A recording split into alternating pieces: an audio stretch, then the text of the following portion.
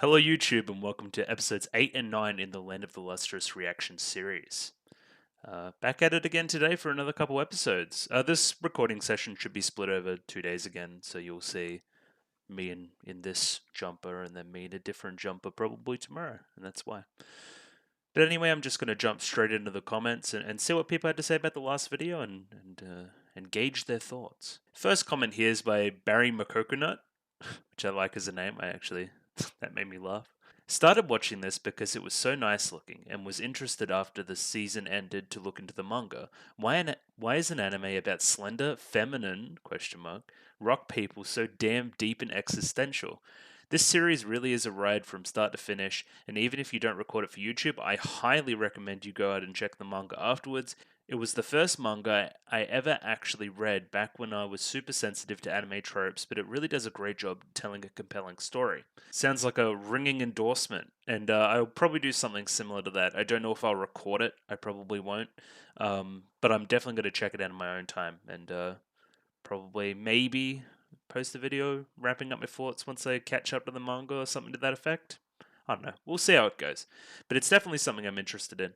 He continues. Also, there's only two amethysts. 84 and 33 refers to the angle at which twin amethysts form naturally. 84 degrees and 33 degrees. Interesting piece of trivia. I had no idea. So, yeah, that went straight over my head anyway. The author of Land of the Lustrous studied a lot of Buddhism in school and incorporated a lot of its themes into the visual aspect, sensei, lunarians, into the story. If you want some good insight into the story to understand its themes better, then take a look at the treasure tower in the Lotus Sutra. Ichikawa takes a lot from different areas of Buddhism, but this one is interesting. Maybe you could see the relation to Land of the Lustrous. Another would be the ship of Theseus, but that's a bit more obvious. That's an interesting reflection of like kind of the influences of the author on the text there. It also kind of explains some of the stuff regarding the different costuming for the characters. The Buddhist connection to the Lunarians in particular seems apt. I don't know if I'll take my time to go read any of that stuff. Maybe it'll be interesting outside of the context of Land of the Lustrous as well. Maybe it's something I probably should do, broaden my horizons a little bit more, but I'll keep it in mind, put it that way. But thank you very much for the comment. And the last comment here is by Mel D. I searched up Hoseki no Kuni reactions because the manga finally came back from an almost 2-year hiatus, and my obsession with this series has been reignited. That's wonderful. That's what this channel's for. I love sharing my first experience with something with somebody else so they can kind of relive it in a way. It kind of works that way, I think. This was on a 2-year hiatus. I had no idea. I thought it was consistently like just going the whole time, but yeah, that kind of sucks. Imagine sitting on some kind of cliffhanger for 2 years. I certainly couldn't. So glad I found this channel, love your discussions, and hope you continue to enjoy the show. It's super underrated and needs more fans. I've been hoping and praying for season 2 since 2017. LOL. Yeah, I honestly don't know why this hasn't been talked about more. It's honestly pretty excellent. Like, I knew people thought it was good, and I knew it had really good CGI. Both of these things are true, but I didn't know much about the story. The story's excellent. I've loved it so far. It's both compelling from a kind of themes point of view and a moment to moment point of view. So moment to moment, I'm entertained by Foss and the gang and all them talking to each other, and then when I think about it later, all the philosophical stuff is kind of still in my head churning away as well. It's very good. I honestly don't know why Studio Orange hasn't gone back to this well. Do they have enough content in the manga to do that? Because this seems like something that they should continue to me. But anyway, I'm rambling. But thank you very much for the comment. Just a quick little recap before we jump into the next couple episodes here. So we meet Yellow Diamond, who seems to be kind of the big brother of the group, kind of the oldest, kind of, you know, has a good relationship with everybody, all that kind of stuff. He goes out to find Foss, who is getting to know kind of his faster leg power thing. Foss demonstrates some kind of newfound strength and begs to be kind of part of the warrior force, or whatever we're calling them. A compromise is made with Adamant, to which Foss becomes a lookout. Foss mentions the word human to Adamant at this time and gets some kind of a reaction out of him that is kind of hard to interpret at this point, but I never really thought about Adamant as a human. I guess that's interesting. Anyway, we'll see. Foss is then paired with the Amethyst twins for kind of the lookout job. Foss struggles through the first few days of the new job, very tense, very eager to impress, all these kind of things.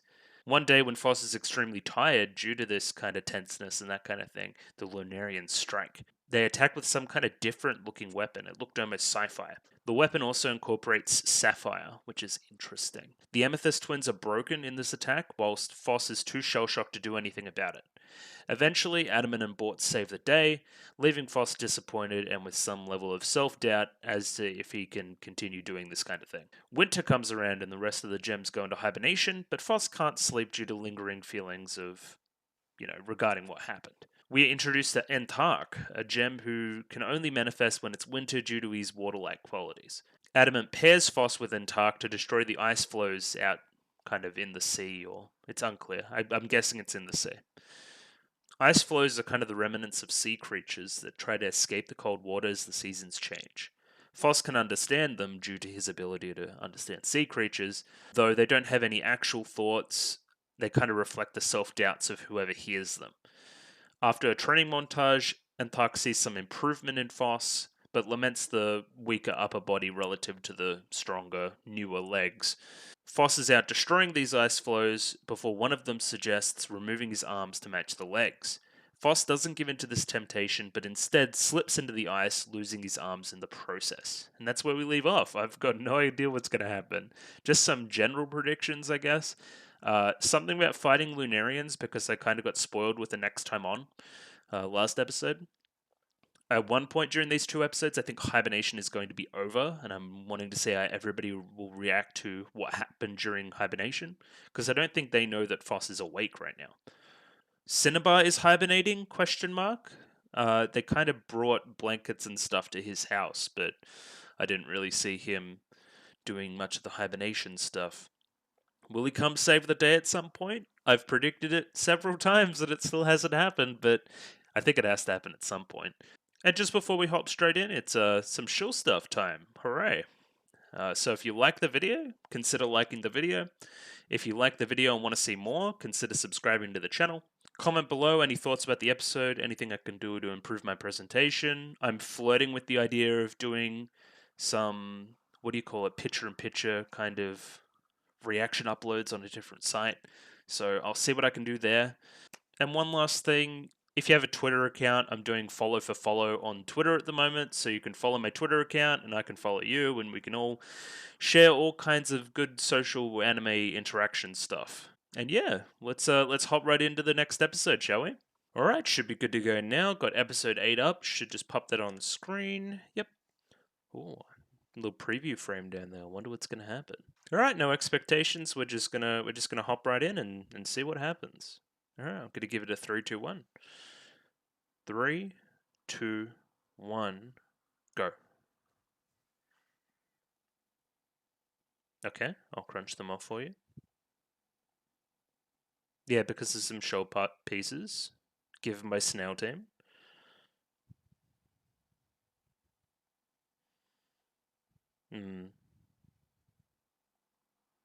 No. So you want to change, but how much of yourself you're going to change in the process? You know what I mean? How much of your memories you're going to lose? Oh yeah, I forgot to mention that. So Cinnabar was one of the main motivating forces behind doing that. Well, Cinnabar was one of the main forces why he didn't want to change. That 3D model looked kind of funny. Okay, we're gonna dive and try to see if we can find the arms. I'm pretty sure they're dissolved. Now they're fallen off. Alright, how deep are you gonna go? Save my boy. Ow. Okay, now you've lost your hand. Woo! In the nick of time.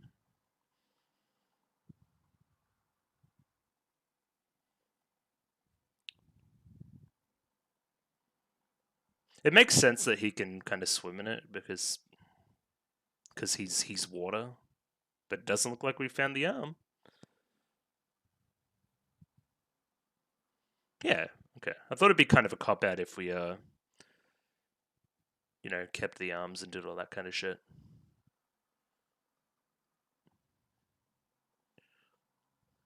Is he okay?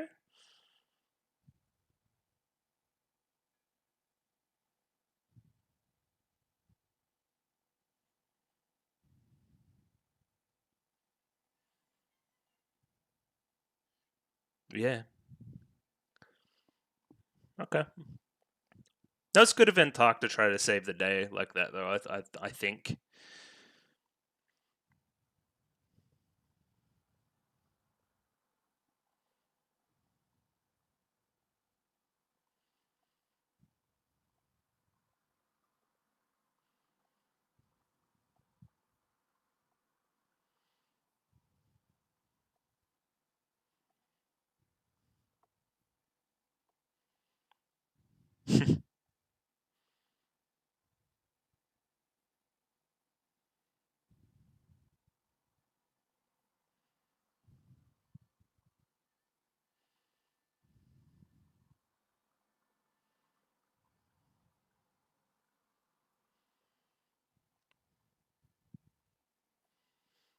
Sorry, I've just been kind of feeling the opening. I forgot I was making a video. It's very soothing. Again, I've praised it a number of times, from color design to the song to the animation of it to the flow. The flow's amazing. Yeah, it's very good.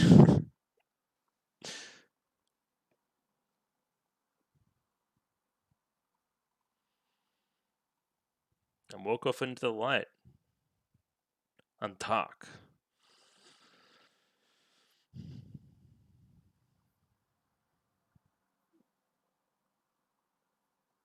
Yeah, bro. Adamant's like, okay, so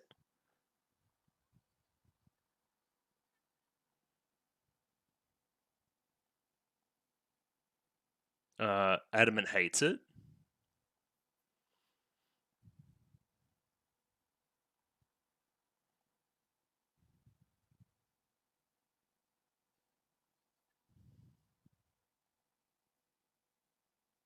Teleports in front of you. It's okay. You can't do anything. It's alright. You've done your best. Give him a little head pat or something.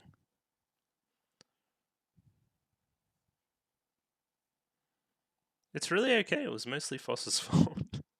It was ice. He slipped. It's fine. Yeah, pick up that little boy.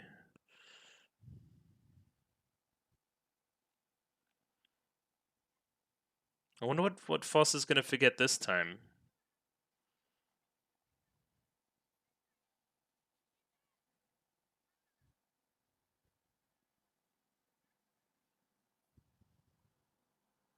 No.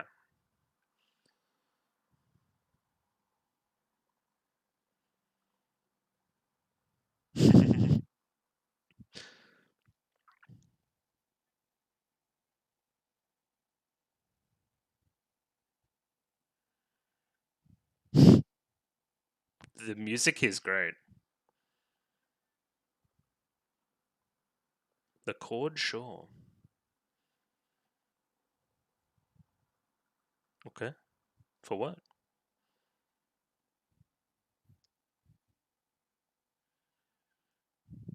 Well, understandably, I think. Ooh, where all of you were born.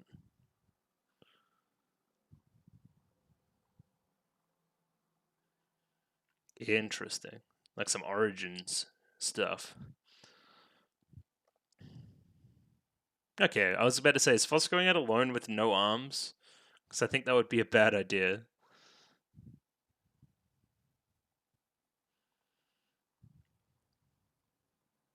And Tark is our young toxic king.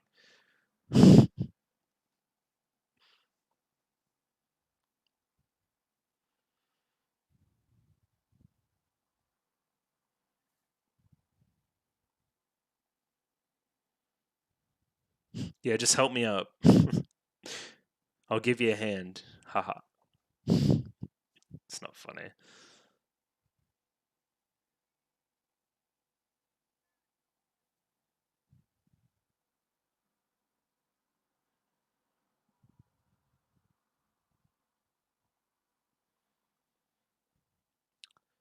So he can just gain new memories, right? So say he forgets somebody's name, he could just learn it again. Or does he have a limited, like, learning capacity based on the body mass? It's unclear, and that's okay. Yeah, it's Pride Rock. Oh yeah, this is sick. This is like some Skyrim shit.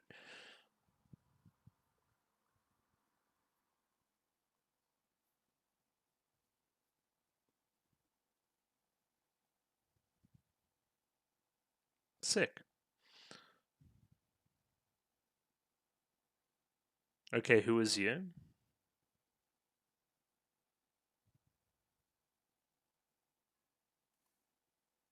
Jelly person?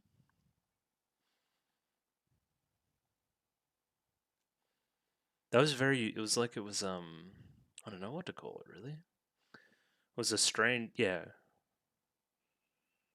Okay, so that wasn't like a real person. That was almost a person.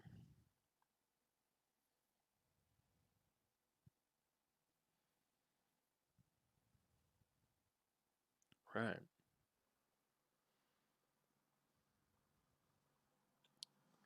Hmm.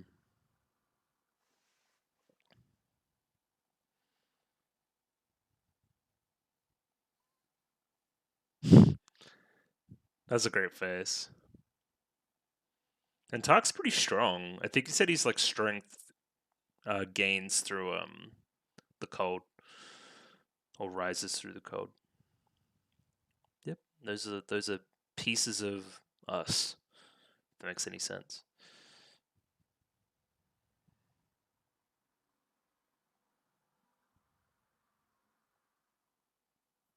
Hmm.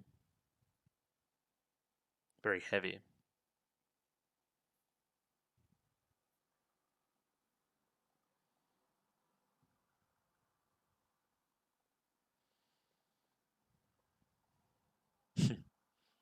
Interesting.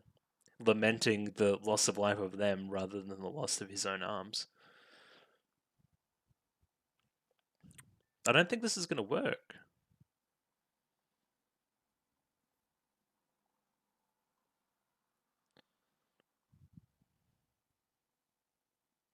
It looks really sick though.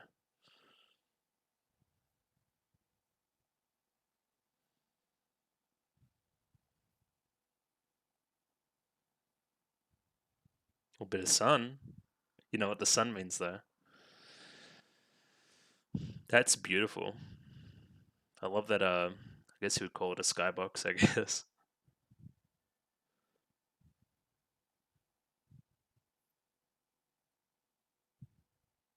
Oh, hang on.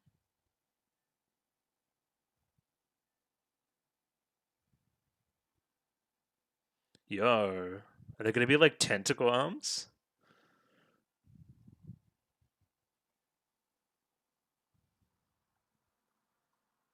Uh, is Foss okay? Yep, of course. And here they are. Well, this kind of looks like a superpower is the wrong word. Looks like an upgrade, maybe. We'll see.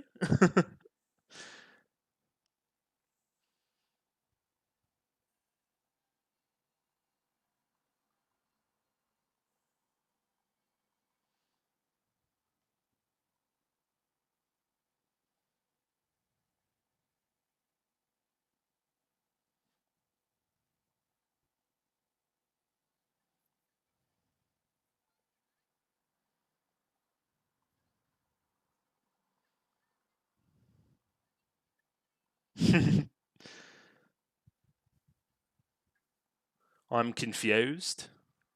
Oh, and we've noticed the Lunarians. Beautiful.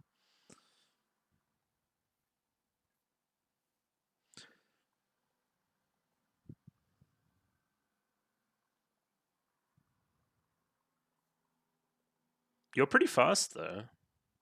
Alright, here's the scary ass Lunarians.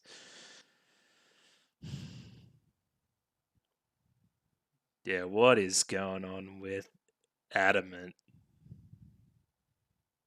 This is like his dream.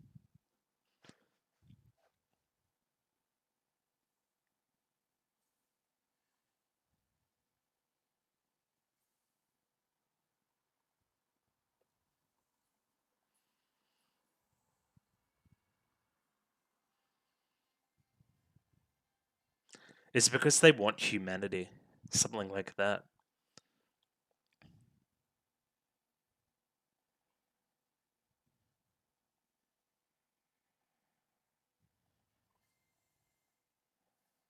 Murder them by the millions.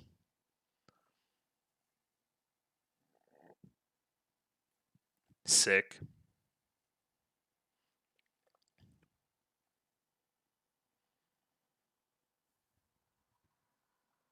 Yeah, but there was something inside the last one. I don't know, bro. Yep.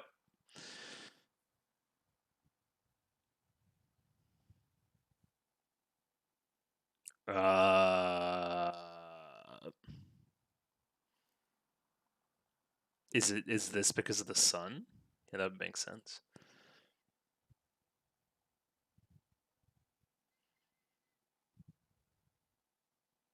Hmm.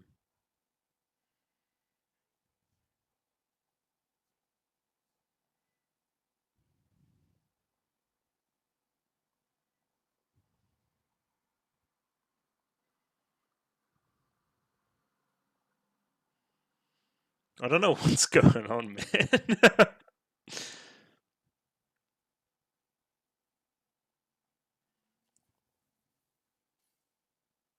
Owl? I needed that. Oh, it's like a fishing hook. Yo, I don't like the Lunarians. They're scary as. And then that's like Ruby.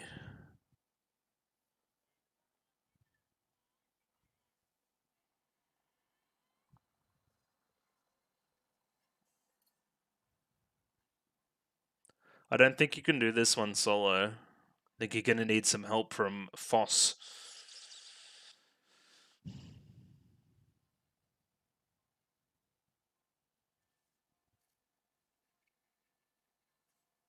Somebody save our boy, please.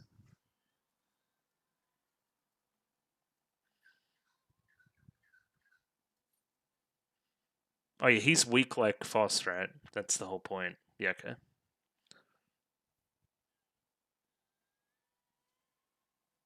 Oh, sick. I didn't think that would happen. It exploded.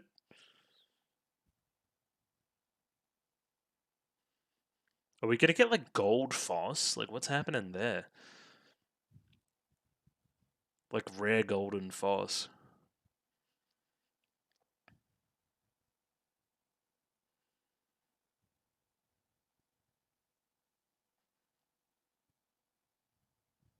Our boy needs some help. More than enough. You smashed it.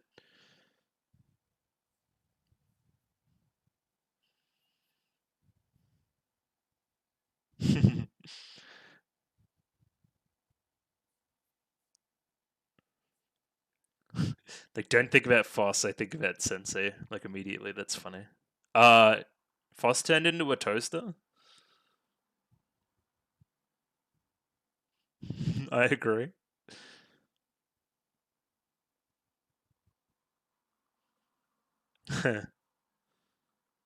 You've changed.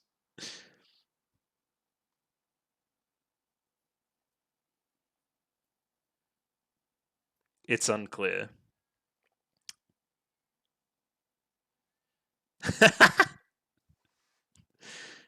He's drowning in the goo.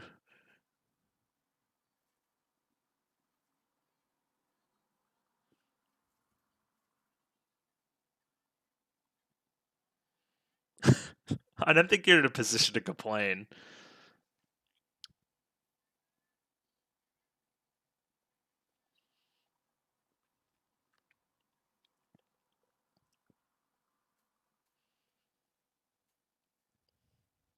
The shots in the show are so good.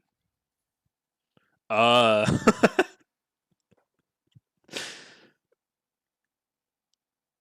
And Tark needs some help.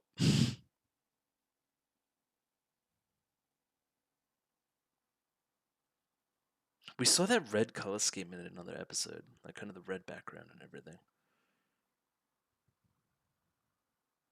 Shh. Oh shit! What a great shot. The 2D animation there.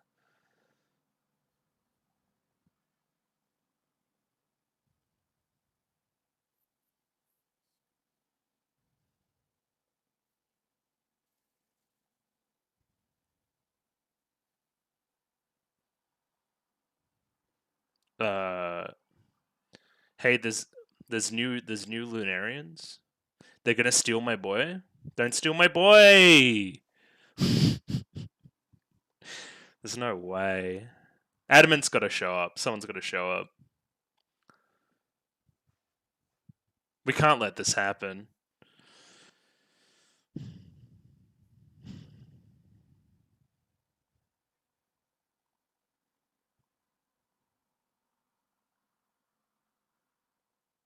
Why don't the Lunarians just like hang out here and pick up all the precious metals out there? Anyway,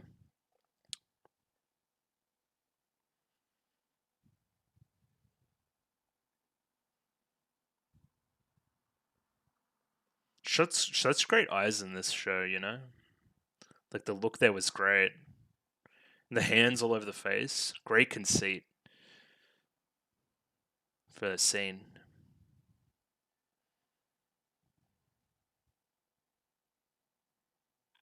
Somebody kill these freaks.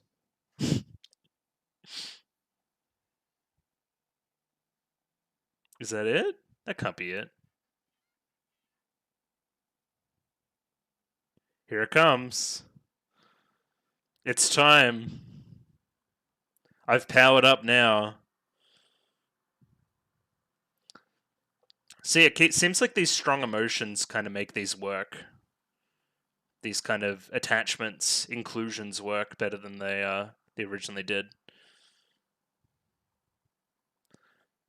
This is sick. Is this going to be like tentacle powers? Because as we know, tentacle powers are overpowered. So, oh, you know who this reminds me of? Cinnabar with the poison.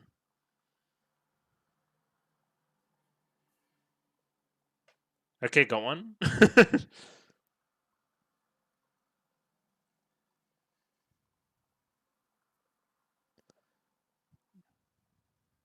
This is sick. Yo, the tears.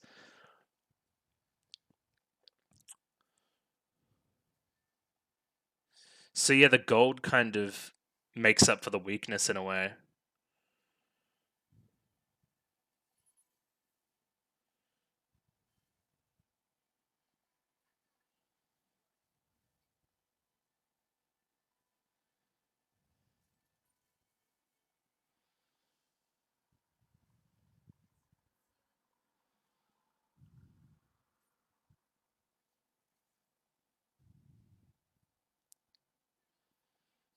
Oh, this is great. The build up.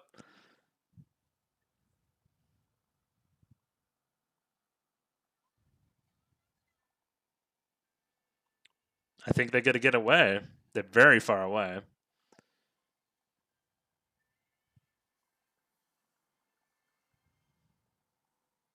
Not quite. Damn.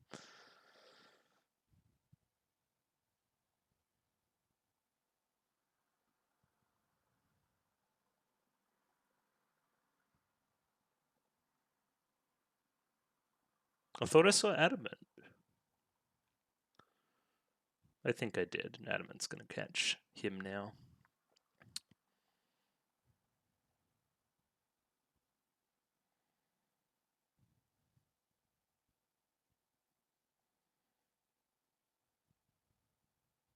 Sick. Foss gets shattered so many times. Awesome. But they stole my boy, dude.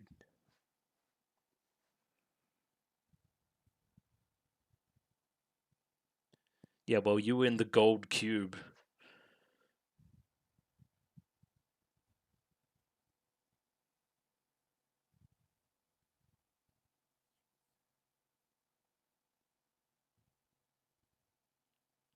Yeah, we need to talk about Adamant. What happened there?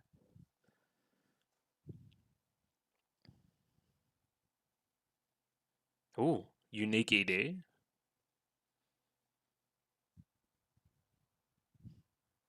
Oh, and that's his like tub. There's no way.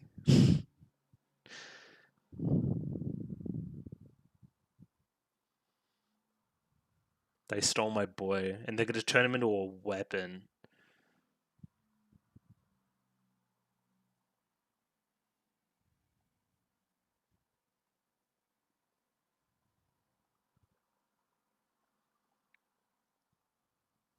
What language is that?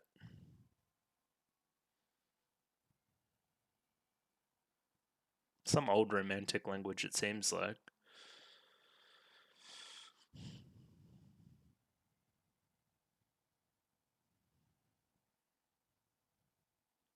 Damn, and then the sunrise.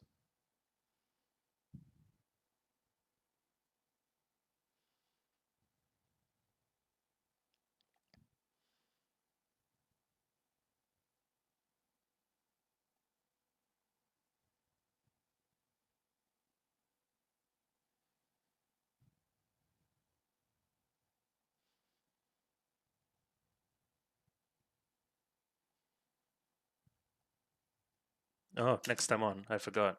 It looks like we're dancing. Oh my god.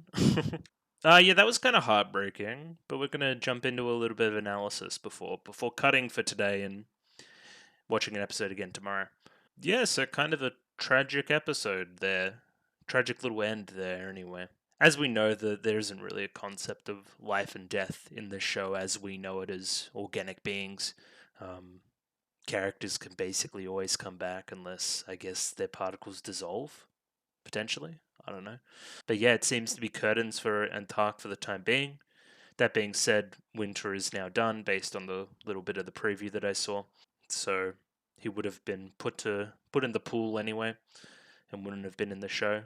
But anyway, it's still sad. I wonder if it's a time skip ahead or it was kind of the end of winter anyway.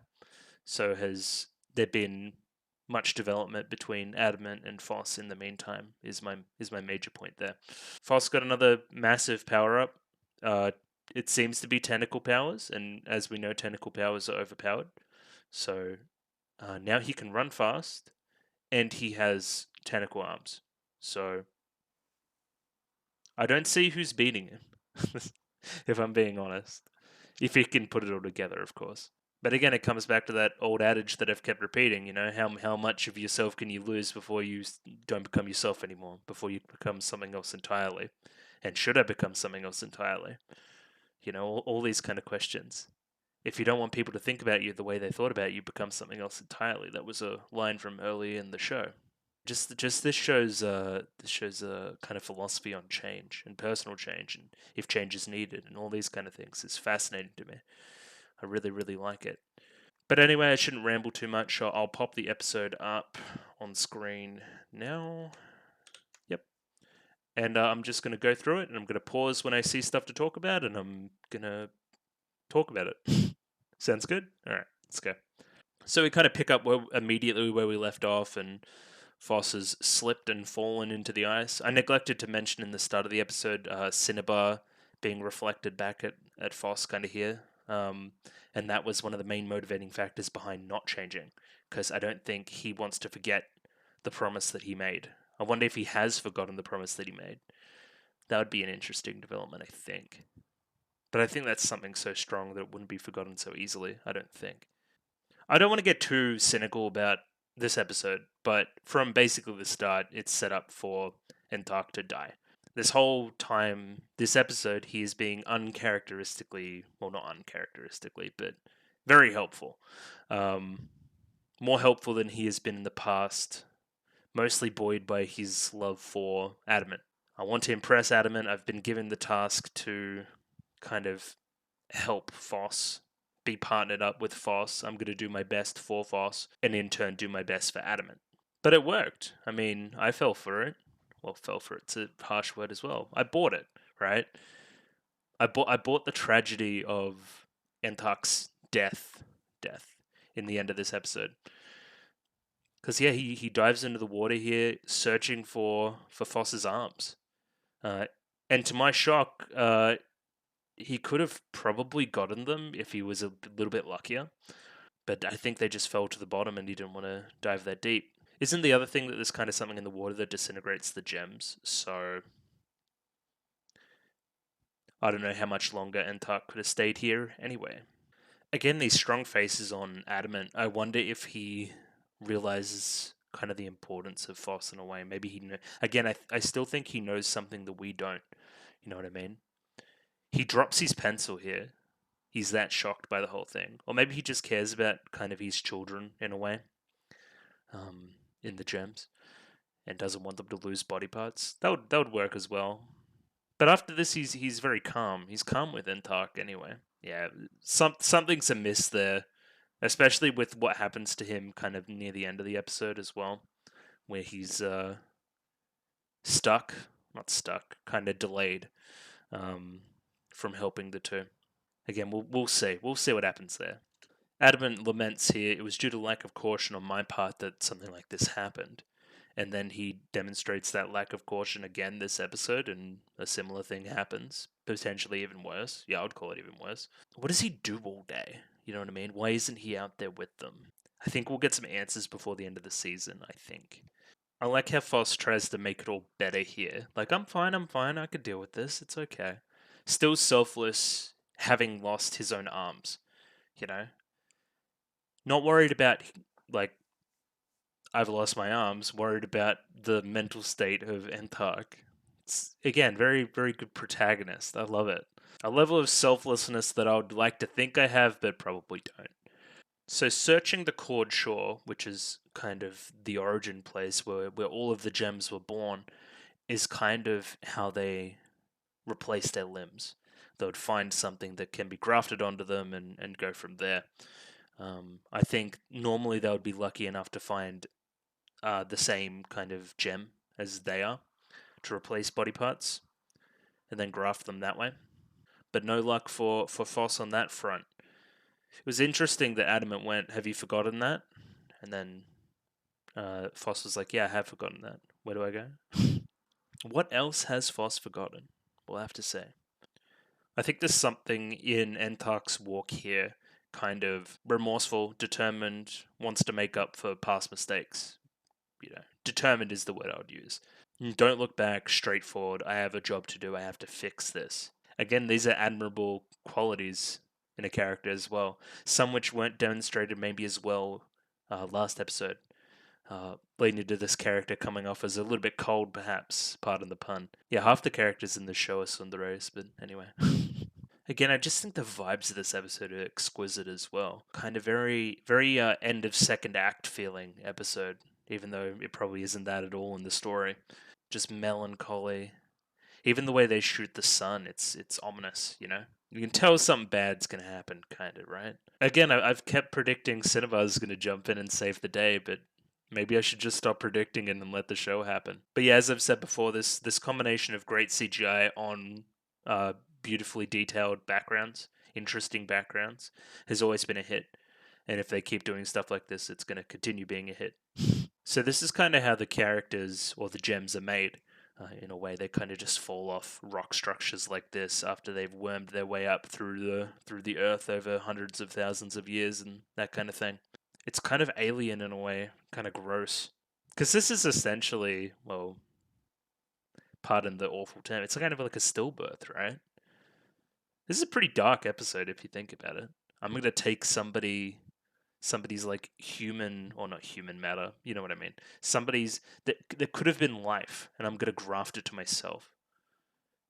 And then it's gonna kind of like take over in like a really like alien kind of way and trap me in a box and then hold me with like gold hands. A lot of disturbing imagery this episode. Very dark. Well, darker than the other episodes, I guess, yeah. So they pick up a piece of kind of this gold thing off the ground and try to attach it. I think there's a line there like, "Oh, at least it's attached, kind of. At least it has kind of grafted to you in a little bit." But obviously, it's way too heavy at this point, and Foss's weaker upper body can't kind of maintain it. It is only when the sun is shined on it that it kind of takes on a mind of its own. It's almost like a plant in a way. You know what I mean? Like a very sped up kind of photosynthesis process where it kind of gains energy from the light and then goes crazy. And of course, here comes the sun. The sun is going to shine down light on Foss's new gold arms and make them go crazy, but also generate the presence of some Lunarians for our characters to fight. Yeah, and it goes crazy the gold. Eventually traps him in like a toaster oven, kind of. Again, we got to think of this like this is the matter of some other thing that could have once been one of the characters in the show. You know what I mean? It manifesting hands is very creepy, inspiredly creepy. Now that I'm thinking about it, because I'm trying to think about it from our perspective. Imagine if I got the hand of somebody else and the legs of somebody else and put them on my body. How much could I remove before I was not me anymore? All these transhumanist themes, that kind of stuff. I didn't think we were going there. That's like some cyberpunk stuff. And yeah, the faces all great. They're like the terrified faces on Antark and Foss that we see here. Was this nominated for Anime of the Year back in the day? Let me just check quickly. It seems like it was in 2018. Uh, Let me look at this. Rakugo Shinju, Little Witch Academia, Made in Abyss 1. March Comes in Like a Lion, and MHA, of course. I think this was the year everyone got mad because, yeah, MHA won everything. But yeah, this show is right up there with those other shows. Like I've seen Made in Abyss and Much Comes in Like a Lion and parts of Rakugo Shinju, and they're all fantastic. Along with this show, they actually did pretty well this year. I'm gonna say. Normally they miss out on some stuff, but yeah. Wait, is this okay for excellence in anime from 2017? I was about to say they're missing a couple if it's 2018, but yeah, this is how good's this show, man? I'm really enjoying this. The build up of the music here is insane as well. I've praised it basically every episode now. Um, this shot, this is like some like HBO like drama like shot. This is crazy. Then we come out here and all the Lunarians are bowing to Adamant. But this is kind of a trap to also delay him from attacking. Kind of. The Lunarians are getting smarter, I will say as well. But there's some connection here between is it that Adamant's a human? And they want to gain kind of a physical form. That's why they keep stealing, you know, these shells and like the body and the bone. You know what I mean? And they're envious of his kind of fully formed human self, if he is a human. Even if he is a human, I don't know. Because this was like his dream sequence as well, where they all bowed to him, and then he saw rough waters. Is this kind of this coming to fruition? Is this the first part of like the premonition? I don't know. There's so many different ways you could take this. Very interesting. I don't know what this power is. He kind of generates, it seems like gems to me in his own hand, and then uses it as kind of an explosive power, which is curious. But again, I can't really make any insight other than it seems amazingly strong. Entark's so cool here, like surfing on the sword that he carries, kind of the saw there, I guess I would call it, through the clouds on his way to kill the big bad Lunarian. Yeah, they do a lot in this episode to make Untuck very likable, which of course makes the ending all the more tragic. But of course, killing the Lunarians isn't that easy. We kind of get a look into this new type of Lunarian that they've got going on.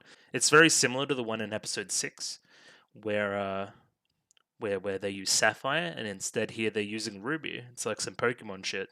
But yeah, it seems like they are transforming kind of the gems that they steal, transforming them into weapons, which is tragic, which is very almost existentially terrifying. You know, imagine if when you got captured by these scary Lunarians, you face the prospect of being changed against your will into a weapon used to take more of your own kind away. That's crazy. Now this is the scene where I thought Intak was going to die before he obviously rips this Lunarian out of the ground and kind of destroys it. And from this point, I kind of thought he was safe, if you know what I mean. And I think that's purposeful, like lures you into a false sense of security when it makes the what happens later all the more tragic, all the more pointless as well. Even after this battle, instead of focusing on Foss, who's in now the gold oven, toaster cage. All the focus is on, will Adamant approve of this? Will Adamant approve of that? He knew what was on his mind at the end, I'll say that.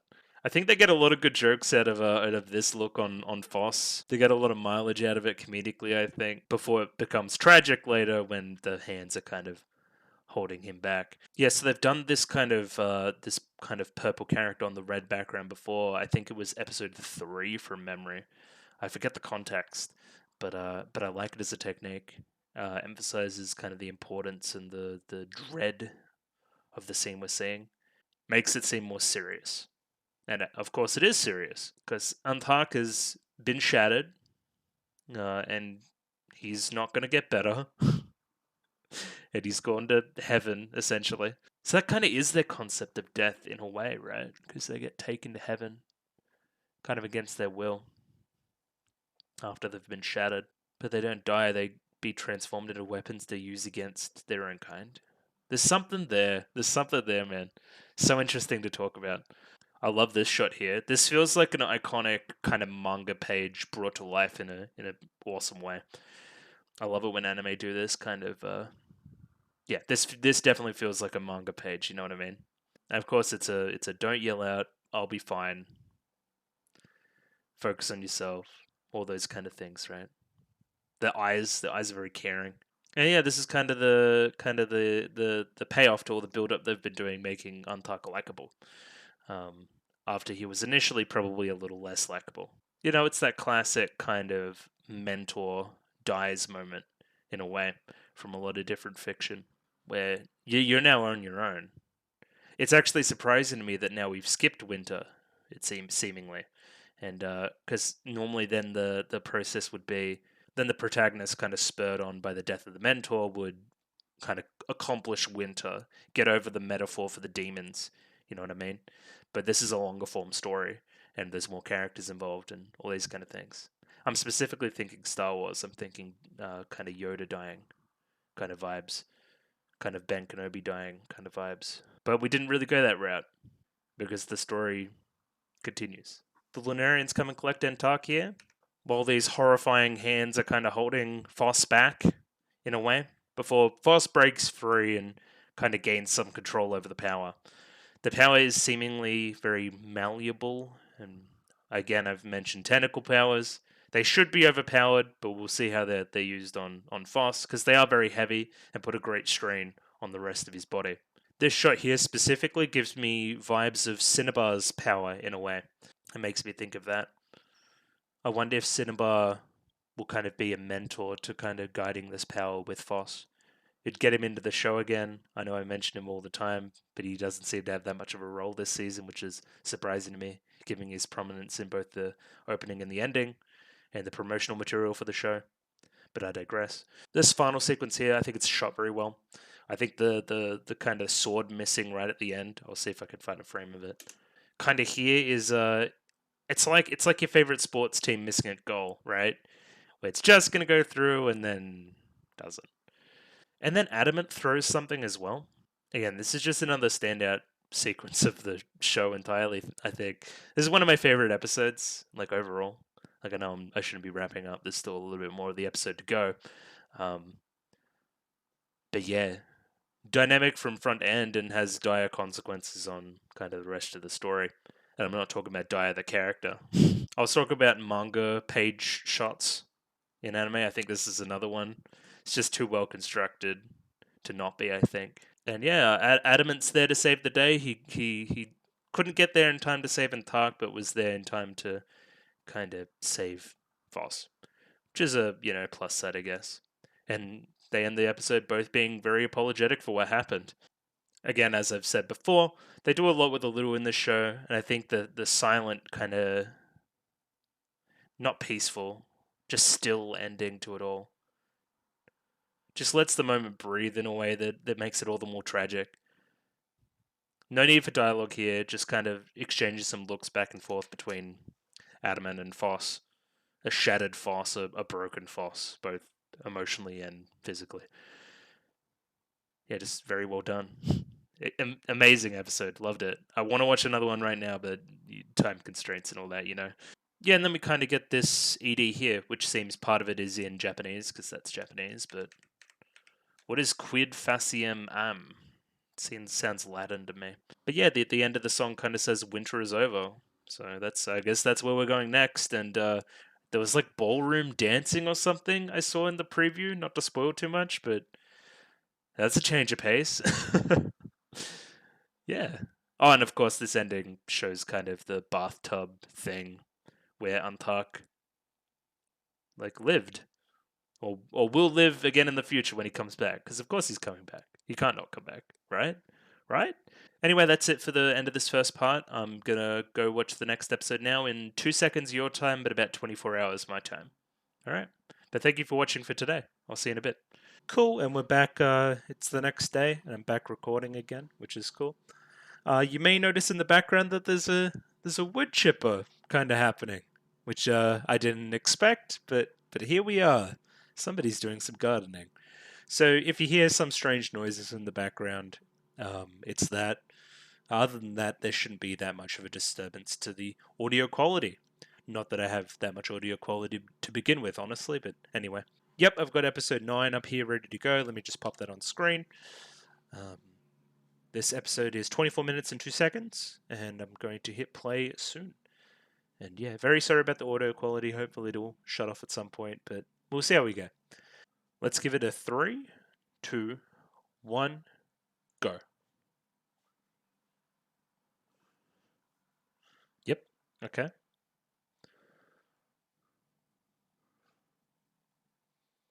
And Talk's dead. It's true.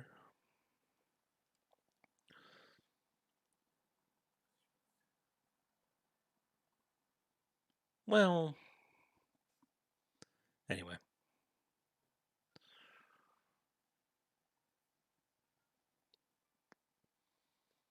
I think that's unfair to both parties. It was more the Lunarians' fault. We can't blame, you know, any specific party for that.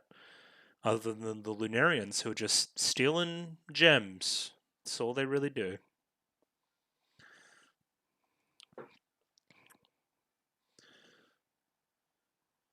But yeah, I've just had lunch. I'm ready to hook back into some Land of the Lustrous. I've actually got a day off today, which is kind of nice.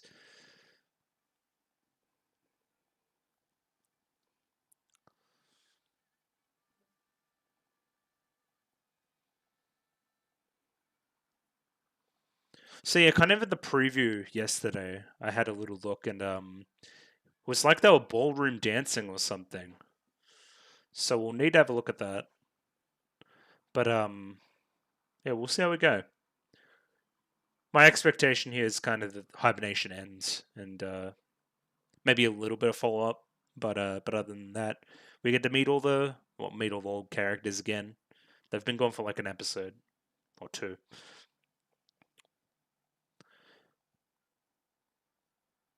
I wonder if they even associated much with Entark, considering that Entark was only really a winter kind of gem. Spring, yep. Okay. Hibernation ending. Flowers through the snow there, which is classic. The gold heels. Yeah, there's a little bit of a time skip here, I feel. Haircut? Hey yo. Is that even Foz?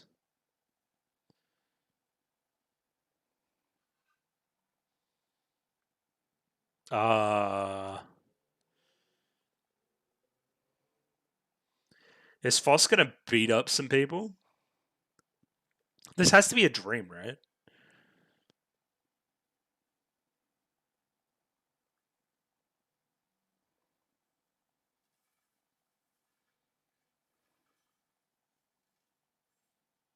Foss is sick?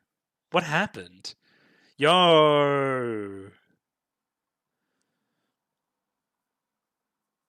Yeah, it's Foss. What the hell happened, dude? Foss became a badass. This has to be a dream. What the hell?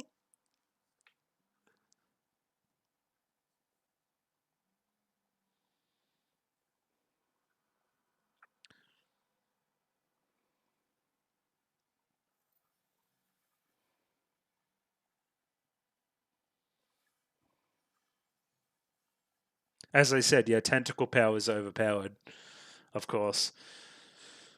It's an old type, so it isn't the new type that kind of has something inside of it. So it's very easy to defeat for Foss. What the hell?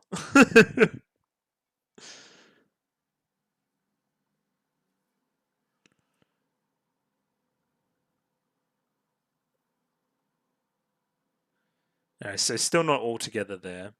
Still runs out energy and that kind of thing. Okay. This is a crazy development.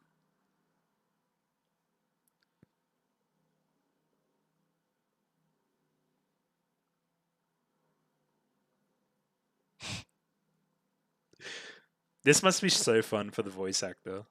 Just change the character completely.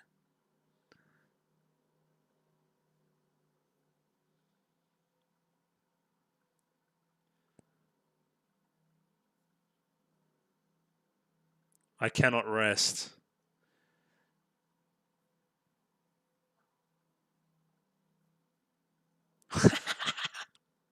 This is so weird.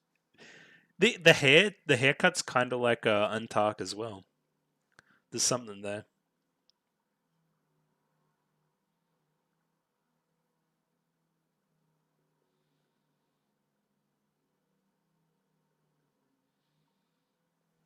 Damn.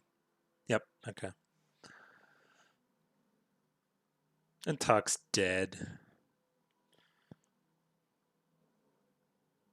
But yeah, we're closing in on the end of winter. It looks like from the environment there. I wonder where they are on Earth, if you know what I mean. If it has this harsh of a winter, but also like they get the real 4 seasons.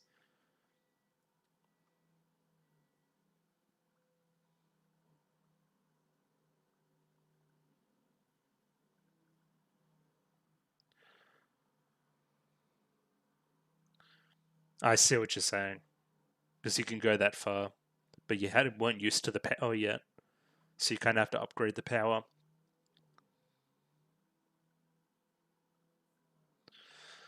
How are all the other characters going to react to this new Foss? Where's Cinnabar? Help! This is Cinnabar's like stomping grounds. Yo.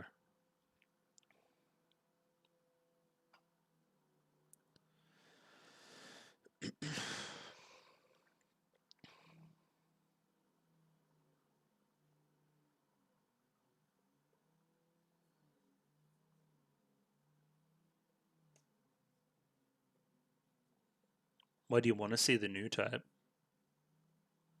Oh, okay, I see. Like as a weapon.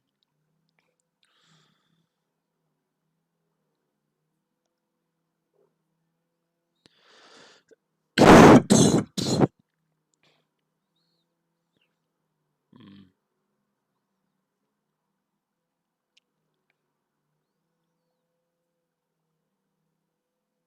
damn. Oh yeah, the whole part about changing, right? This is a change. Is this because you've lost part of yourself?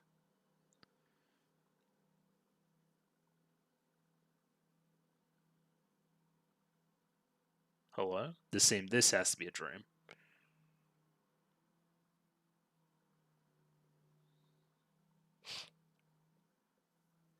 Yeah. That's why you can't bring yourself to sleep, huh?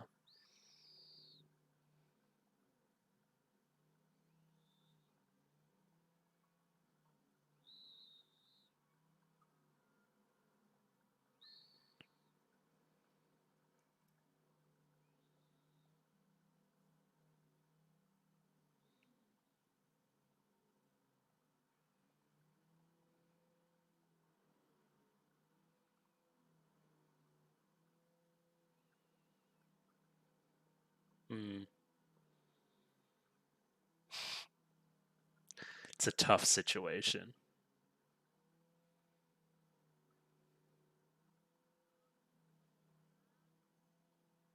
Red de Barrel.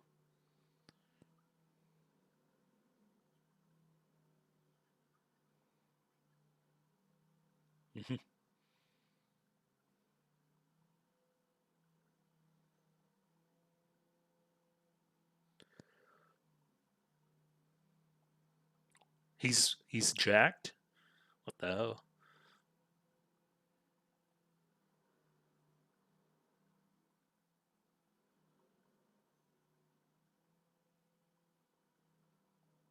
Yeah, Foss is like competent now, which is kind of scary.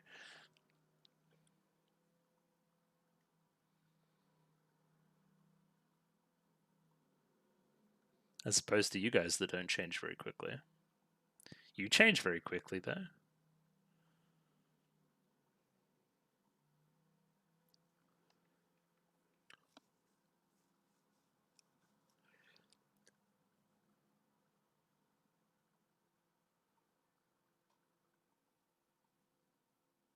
Hmm. The gold tears.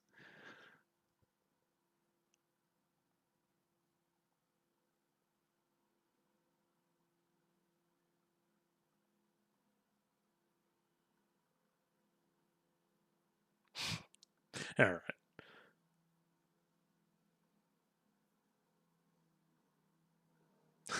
Ancient creatures, huh?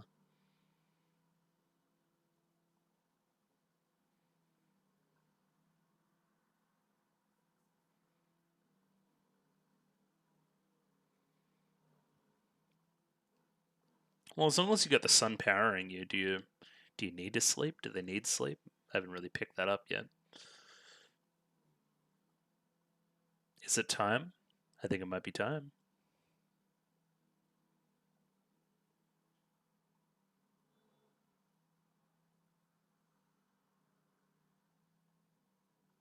Oh, they're back. King Dire.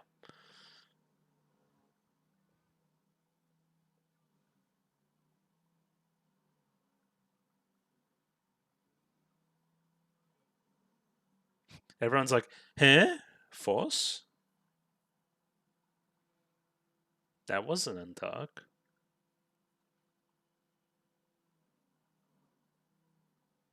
What the hell?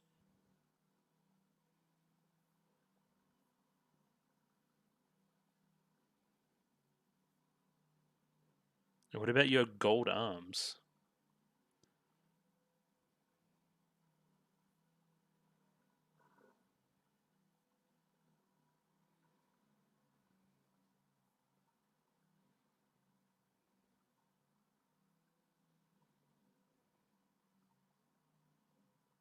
Who is that?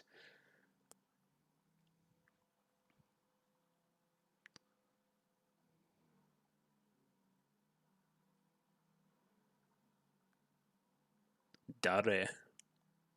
Oh, damn. I was wondering if they'd do this. But can you remember the things that you've forgotten? I've been waiting for this scene. I'm very excited.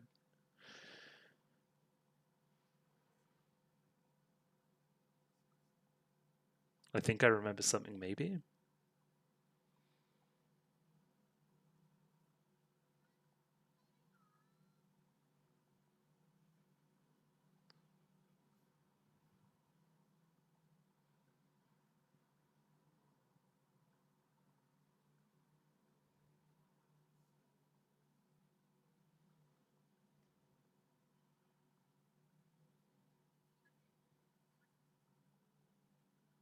Sirius Foss.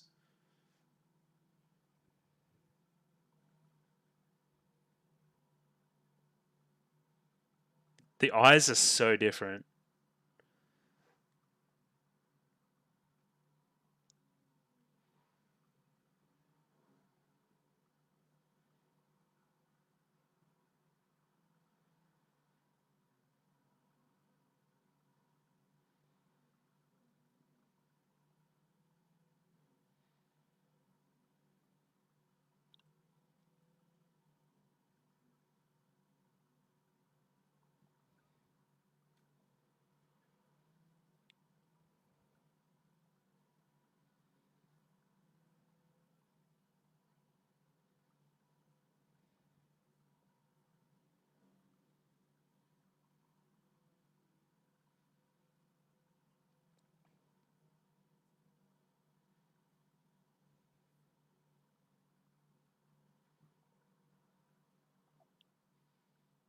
Damn.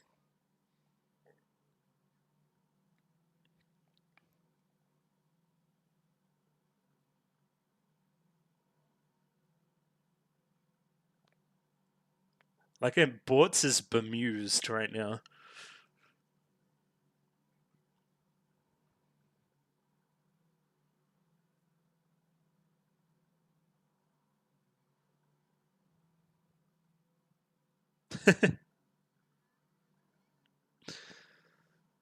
Everyone thinks you're a freak.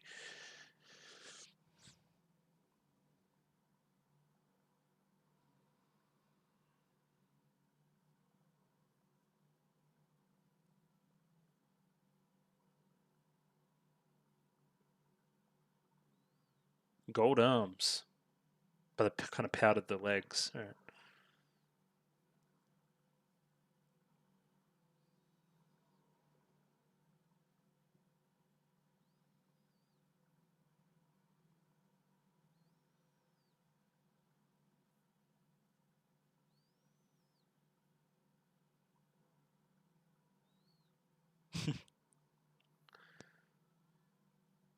That's nice.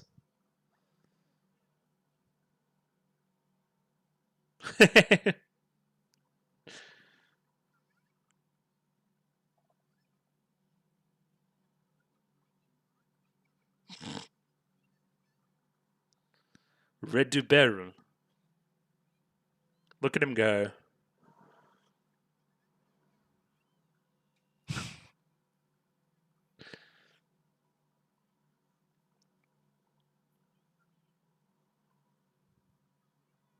Go, Dio, go.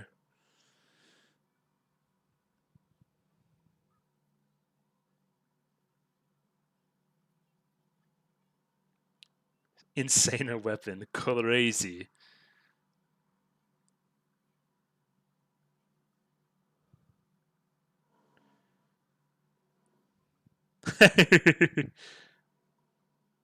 I've run away.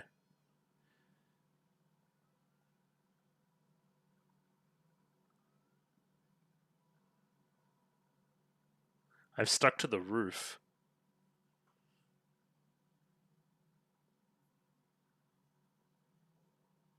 Not really.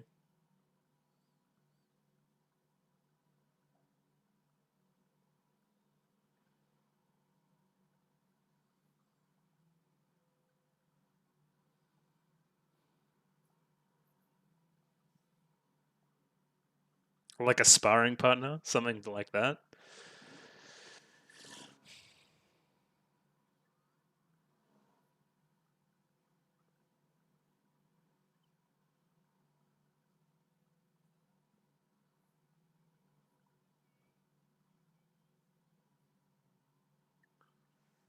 Ductility?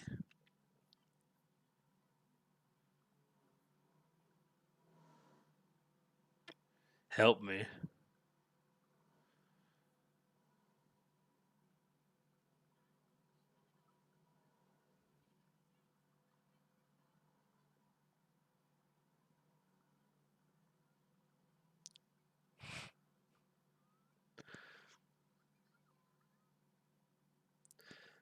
Look at him all go.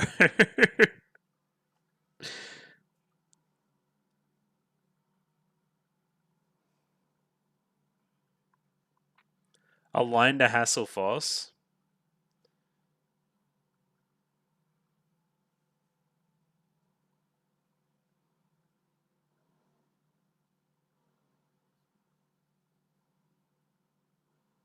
Well, in a way, it's not really loneliness.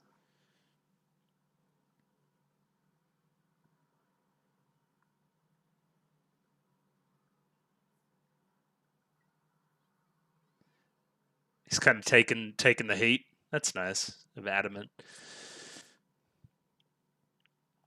I really need a cinnabar scene, please.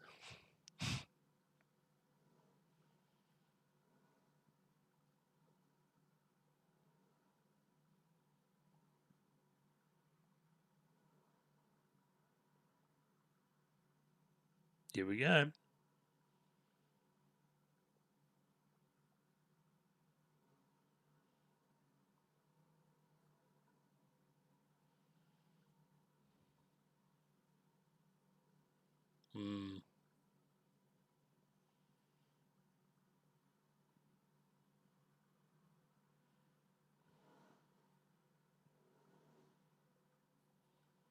Yeah, righto.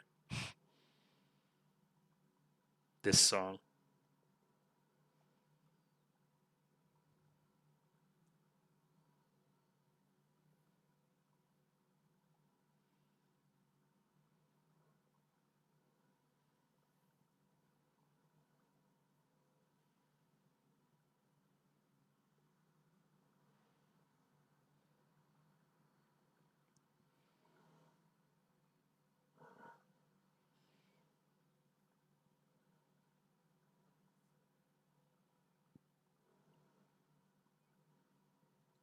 Okay.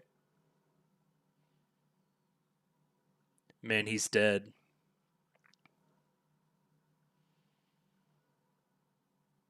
I like the shot there, kind of like the dizziness.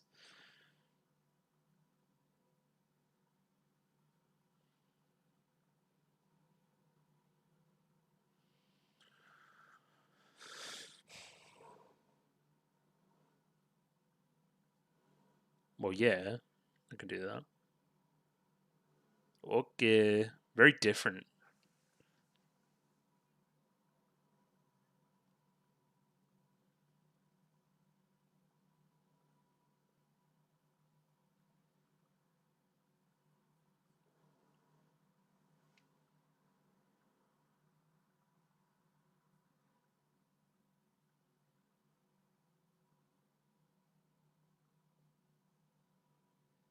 Damn, these Lunarians are just showing up now.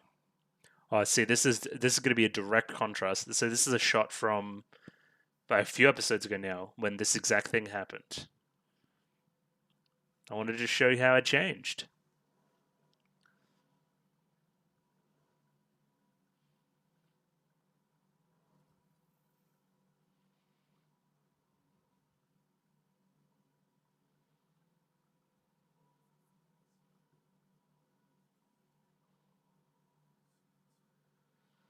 Or we'll see if it's an old type or a new type.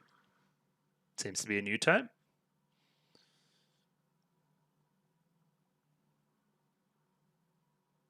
Oh, old type.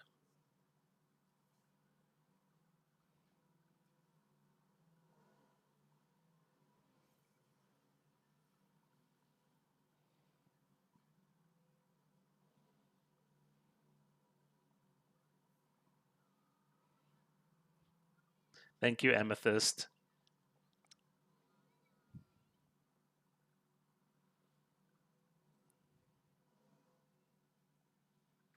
Yeah, am I? Am I really? I'm with you, Daya. I'm with you. Oh, the two hands. That's cute. Mm,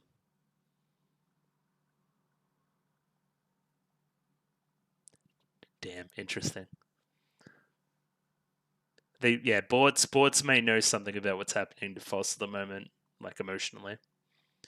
And is Foss going to be okay with that long term?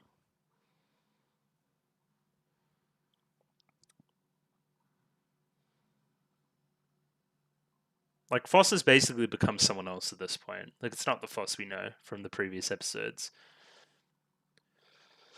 So it's both the change of losing the body parts, but it's also the change emotionally of losing someone like Antark, like a mentor. You need to grow up, that kind of thing, right?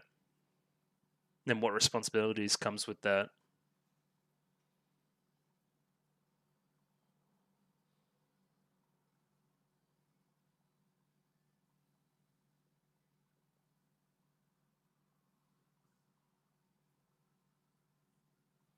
At any rate, there should be a good chance of some Bort's character development, I think. But we'll see how we go.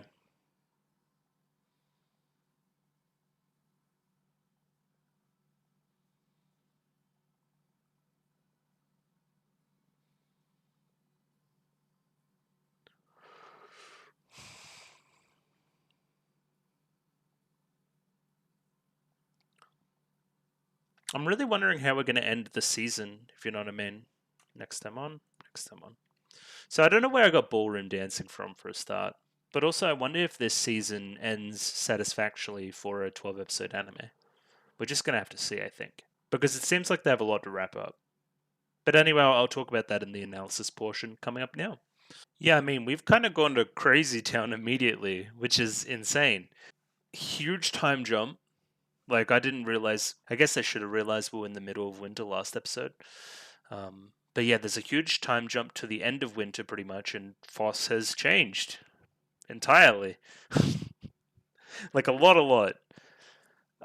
For a confluence of reasons, one, losing the memories from the repeated loss of the body parts and that kind of thing, also replacing it with something else. Essentially, like, that could have been another gem, if you know what I mean, like that body part. So maybe that's got some influence as well.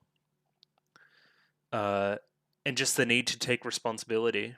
The death of death of Entark, and kind of the need to step up in his place for Foss. All these have come together to form New Foss.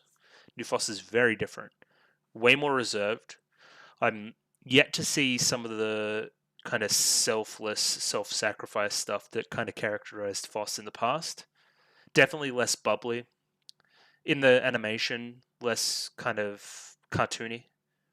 Kind of moves a lot like Bortz, I found.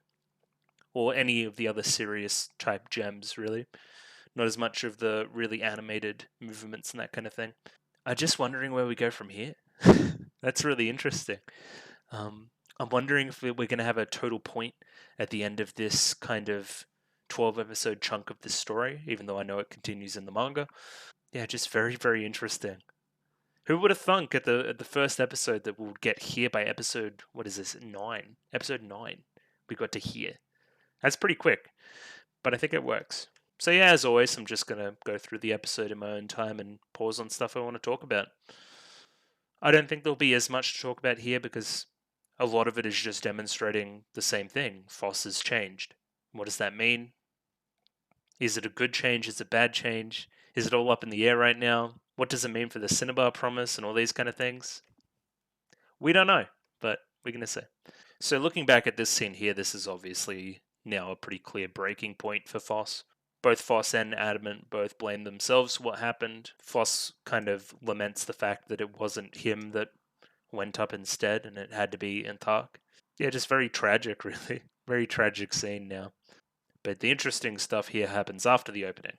A lot of very evocative, kind of wintry imagery immediately, right? You've got a kind of a flower coming out of the waning snow, and you see a lot of flower symbolism used throughout this.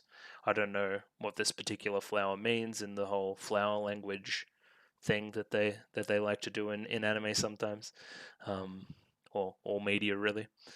But as always, spring is kind of a symbol for change. It works over the winter and into spring. Foss has changed, and I hate to stay on one scene for too long, but we see a number of different things here. We see that Foss has gotten pretty good control of the old gold kind of power that he had going on, and we get our first look at the haircut here as well. I'm not usually a fan of haircut equals character development, but I think here it kind of works. Um, Especially that the haircut's similar to Antark, like kind of taking on his responsibilities and in a way kind of adopting some of his personality traits, but that's a bit more meta than I want to talk about at the moment. Yeah, I mean, just lots of great symbolism in this episode overall. Like, and this is only the first few scenes, really. Sunrise. Sunrise is another great symbol for change. I'm guessing this is sunrise. It could be a sunset. Either way, it's both work, I think. And this is obviously symbolizing this fight that Foss is going to have with the Lunarians here, and it is a direct contrast to every other fight that Foss has had with the Lunarians thus far. So one thing we see straight away is better report this. So that's a difference between what he did with the Amethyst twins a couple episodes ago now, where he didn't kind of run back and do the whole check with everybody and do all that kind of thing. Kind of Foss didn't fulfill his role as a lookout last time. Didn't run back, didn't report the danger, do all that kind of thing. But Foss has his head switched on here, and he goes back to see Adamant and report this and get his expertise to help with the fight. And as we see, it would have helped because an arrow would have eventually hit Foss in the head, and the head is obviously weaker than the rest of his body. The second way it's contrasted is Foss is extremely competent. As I said before, it's essentially tentacle powers, but it's even stronger than tentacle powers. It's like telekinesis essentially on a I don't really know how to describe it. Like goo powers, I guess. Like has this power, holding the sword correctly, isn't weighing him down, all these kind of things, right? It's meant to symbolize that the change has taken place, the change that we've been talking about through the entire show up to this point. And now we're going to decide if it's a good thing or a bad thing. So Adamant and Foss are also on the lookout for new type Lunarians, those being the ones, kind of the sci-fi ones I've been talking about, that use the body parts or the gem qualities of the gems that they steal. Because they think if they can find pieces of Antark in these kind of new type Lunarians, they can use these pieces to revive him, which makes sense. Or any of the other fallen comrades for that matter as well. Again, I hate just pointing out all the contradictions, but I'm probably just going to do it. Adamant says take some time to rest. Now, Foss always took time to rest, right? Think of those days before when he was on the lookout and he would just be absolutely stuffed after a day, right? And he would just lay back and immediately fall asleep. Now it's the opposite, right? He also doesn't want to rest because we see later he has nightmares, still guilty about what happened, even if that isn't entirely fair on himself. I'm wondering how much of this is the arms and how much of this is kind of emotional. You know what I mean? Because that kind of experience would rock someone around. Pardon the pun. It'd be interesting to see the decision of the show, kind of the approval. Does it approve of this change? Does it not approve of this change? I think so far we're leaning towards doesn't approve of this more serious change, because this isn't Foss, you know. Because isn't the Foss we've come to know. You know what I mean? And the Foss we've come to know has been portrayed as likable, where this one isn't not likable, but it's a different kind of likable. Definitely a sadder kind of likable. We'll see where we go. I shouldn't have thrown my sword. If I had reached out instead, I would have been able to get there. If I had full control over my powers, if I had made this change, if I had become more powerful earlier, I could have saved people. It's been with the survivor's guilt that we were talking about with Yellow Diamond before, but to a stronger degree, right? So this is kind of fueling the fire a little bit more, you know? If I had been stronger, all these bad things wouldn't have happened. Perhaps I would have already found a solution to Cinnabar's problem as well, which is kind of the main motivating force behind everything that he's been doing up to this point. Even if he doesn't really remember who Cinnabar is now at this point, only kind of remembers the promise. Anyway, it's weird. It's weird what he remembers and what he doesn't. But as he says, he's a bit messed up. I wonder how we're gonna snap Foss out of this. I wonder how he's gonna snap out of it. This seemingly is the only place where Foss gets to rest. Kind of at this table, with with Antark's foot on it. The only piece that we could recover from Antark. But of course, this piece of Antark kind of manifests in nightmares as well. Kind of this dream sequence here. I thought the whole episode was a kind of a dream sequence, or at least the first little bit. What a massive move for the story. You know what I mean? Massive change. This one's more of a joke, but here Adamant is literally changing. Anyway. Living creatures change so quickly, it's frightening. You do too, says Adamant. You do. I'm with Adamant here, yeah. And I love this sunrise here, right? So that means the one before was definitely a sunset. Like, to me, this is beautiful, but this causes Foss to cry. I guess it's a reminder of where he's come from and how far he has to go and all these kind of things, right? And a reminder of everything that's happened over winter. And then I thought the tears part was kind of cheesy. Like, oh, only ancient creatures That's a remnant of your ancient creature kind of bloodline or whatever, right? Because humans cry. It's kind of cheesy, but it works, I think. They pull it off. Yep, and everyone here is now waking up. Winter is over, spring is here. They put on their summer uniforms, and they're all waking up and getting out of bed. We get to meet the characters that we've been hanging out with for most of the runtime so far, so that's nice. Yeah, and then we see the doc here kind of talking with Foss. Wait, you're Foss? You sure? Originally calls him Antark, which must sting a little bit for Foss as well. And here's the kicker. I've been predicting this one for a while. The old... Well, as soon as there was the memory loss thing, right? It was always going to be a Who is Cinnabar type situation, right? Again, I find the strong connection between Foss and Cinnabar a little bit strange at this time. Just basically, they didn't have many scenes together. I guess they made such a strong connection in the first couple of episodes that it kind of makes up for it. But it does feel a little bit out of place, of course. That's why I keep predicting scenes between them happening, but they just don't happen until we get one later in this episode. And after the ad break, they kind of fake it out. Wait, I shouldn't have asked that. I kind of know, maybe. I'm a bit of a mess right now. I don't know what's important. And everyone else is just like, what the hell are you talking about, New Foss? We'll get into it a little bit more later, because it's kind of the theme of the second half of the episode. But this shot here demonstrates it pretty well. It's kind of the idea that with this new change comes prying eyes, comes people that want to talk to you about it, people that will treat you differently, all this kind of stuff. And that becomes overwhelming, even if they mean well. Like Daya just wants to squeeze your squeezy arms, but it could be embarrassing. It can be all sorts of things, right? And sometimes you just need to give people space in those kind of scenarios. Just I wish they would treat me like they treated me before, but because you've changed, everyone's going to treat you differently. Kind of what Daya was talking about with changing entirely in episode 3 back there. And is this something that Foss wants, right? Even tries to cover up said change with a bit of makeup later. But that's not going to work, because that's you now. Kind of this talk about, is this an evolution? Is this a de-evolution of Foss? Is this even Foss anymore? Again, transhumanist themes, kind of some cyberpunk stuff there. We're going some interesting areas. We really are. I just want to see what they have to say about it in the very end. What is their decision? Maybe there is no decision. Maybe it's up to the interpretation of the viewer. Does Foss return to who he used to be? Or does he remain this new version of himself? Does he learn to adapt to things differently?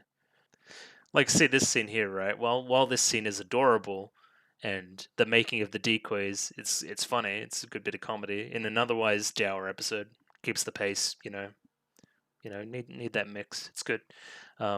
Even though this scene is quite cute and humorous and all these kind of things, right? It is still framed poorly for Foss, right? Foss feels like an outcast, even though he's more popular than ever. He was an outcast before, not having a job and all those kind of things, right? And we see Bortz later. I wonder if Bortz can give some insight into what this feels like. Your newfound strength, your newfound power kind of isolates you in a way. I think we need a good long conversation between Bortz and Foss next episode, I think. I just wanted to praise this little bit of animation on Red Beryl here. I'm a big Red Beryl enjoyer. And this was very cartoony and over the top in a very Red Beryl kind of way. I thought it was great. Straight to the point, huh? We're going to have to see. I wonder what the decision of the show is going to be here. Is it going to be go back to the way you were, or is it going to be learn to cope with the new change? Move on past it. This may feel different and new right now, but it will become the new you. We're going to have to see. Because I think both stances are equally valid here. I think where we'll get our actual answer is in a scene later, right? Where Cinnabar doesn't seem to approve of this change to Foss, seem to prefer Foss the way he was before. I think that's going to be the main arbiter of what Foss kind of ends up doing.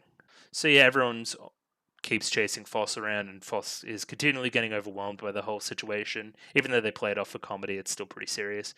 But I like this from Adamant. Adamant kind of takes the heat off of Foss, lets Foss have some alone time. Even though we later find out that Adamant is deathly tired at this time, right? but he's still doing this for Foss. I think that's good. Again, I'm gonna keep saying it. I misinterpreted Adamant. I don't think he's a bad guy. He may be withholding information, which isn't as cool, but he's definitely not a bad guy. Then we get to this all-important scene, and it is brief. I wish it was a little bit longer, but we're gonna take what we get here, and it's a bit of Foss and Cinnabar, which have been missing. I thought that would immediately make the connection between kind of the gold and the poison, but they haven't yet. I wonder what the gold and poison. I wonder what that means. What is the context of the poison in that metaphor? Interesting. Okay, but we didn't quite get there yet. It was just kind of a couple lines between the characters. I like how Foss remembered his promise. Like it's still there. It's still important. Obviously, like part of the emotion of it all was cut off. Right? It's very matter of fact now. Like, sorry, I haven't made any progress on that. It's like, oh, I didn't care anyway. Did he see through the lie that he wasn't working hard to make progress this whole time? He's kind of got his own thing going on, which is fair enough. But I'm kind of rambling, but the show makes me ramble, and that's really awesome. Yeah, so Master Adamant's now kind of gone to sleep for a while because he's kind of been up half of winter with Foss. So Foss is asked to go out and patrol because they need as many hands as they can get, right? And Foss now has the power to go out on patrol. I particularly wanted to note this shot because I think this is a literal shot for shot, not remake is not the right word, like reuse, right? Where we kind of had this symmetrical shot where in episode 6 towards the end, right? And this is to demonstrate the difference in how Foss approaches the situation. Kind of tries to show off a little bit, tries to make up for what he did kind of 2 episodes ago now, 3 episodes, where he wasn't able to act. And is now extremely competent and acts immediately. Almost, what's the word? Recklessly. And the Amethyst twins, they kind of respond positively to this, right? You're nothing like the Foss that came with us before, directly referencing what happened before. But that's also got a sting, right? Like I wasn't good enough before. That's got to reinforce that the change was a good idea. All these kind of things. But I think Bortz sees through this all a little bit. Being all powerful and being kind of an outcast because of it is kind of Bortz's thing. Maybe Bortz feels sad in his current state and doesn't want Foss to end up in the same way. So jaded by it all and all that kind of thing. But we're going to have to see. I think that's an interesting pairing. I always thought Bortz was redeemable, and this is kind of where I think some of the redemption is going to show up. It's the eyes. It's been the eyes the whole time. That's the biggest difference in the character designs, I think. And that's it. That's it for this week. I can't say I saw much of that coming at all. There's a massive change for Foss. This is a big turning point episode for the rest of the series. It is where the change that we've been... I hate using this word. I've probably said it like a million times this video. But it's where the change that we've been kind of foreshadowing and talking about a lot in the show has actually manifested. So this is a very important episode. And it's very important overall in the future what the show in its 12 episode form has to say about this. I don't know if it'll be much. I think we're going to be left kind of wanting at the end, maybe. Or maybe it's an amazing show and they're going to create a satisfying conclusion at this point in the story, even though the rest of the series continues from here. And we also need to have a good resolution for the rest of the series in the manga. But yep, we're going to have to see in the next few episodes. So here's the plan for next week. I think it's 2 more, 10 and 11, and then 12 and a recap, kind of at the end, kind of a wrap-up kind of jobby. Maybe some rankings, stuff like that. Or the opposite. I'll decide next week what I'm going to do. Anyway, that's the end of the video for today. I'd like to thank you very much for watching. This was actually a blast. I'm really loving this show. It's really picked up a lot. Not that I wasn't loving it in the beginning, but it's gotten better as it's gone along, which is good. That's what we want. Just some chill stuff before I finish. If you like this video, please consider liking the video. If you like this video and wanted to see more like it, like more Land of the Lustrous, and whatever else I have on the channel coming up, whatever's after Land of the Lustrous, Penny and Stocking, the Monogatari series, any of that kind of stuff, consider subscribing to the channel. Leave comments what you thought about the episode, what you thought about my analysis of the episode, anything I can do to improve my presentation or aesthetics or any stuff like that. And I'm doing follow for follow on Twitter, so my Twitter link should be in the description. Follow me on Twitter if you feel so inclined, and I'll give you a follow back. But that's been it. Thank you very much for watching, and I'll see you guys next time. Cheers. Thank you very much.